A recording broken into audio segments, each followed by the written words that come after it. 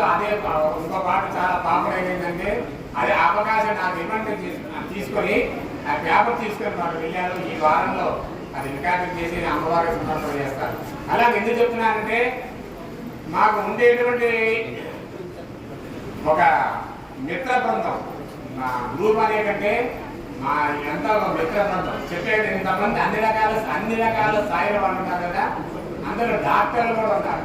ఆ డాక్టర్లు ఎక్కడి నుంచి ఎక్కడ దాకా ఉన్నారని చెప్పాలంటే చాలా టైం పడుతుంది.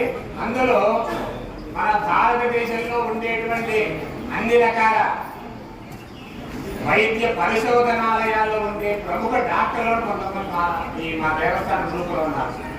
అయితే వారు కొన్ని సూచనలు చేసి ఈయనకి ఈ సమయంలో ఇంతమంది ఇక్కడికి వస్తున్నారు కదా, వారికి అమ్మవారి యొక్క ఒక శక్తి మీరు ప్రేరేపణ చేయాలని చెప్పారు.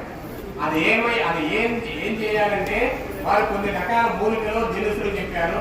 ఆ దినుసులన్నీ కూడా చూర్ణం చేయించి అవి అమ్మవారికి ధూప సేవలో వినియోగం చేసినట్లయితే ఆ వినియోగం చేసినటువంటి ధూపం ఎవరైతే ఆస్వాదిస్తారో వారికి ఎటువంటి రుగ్మతలు కానీ దోషాలు కానీ అటువంటి ఏం లేకుండా ఉంటాయని చెప్పడం జరిగింది.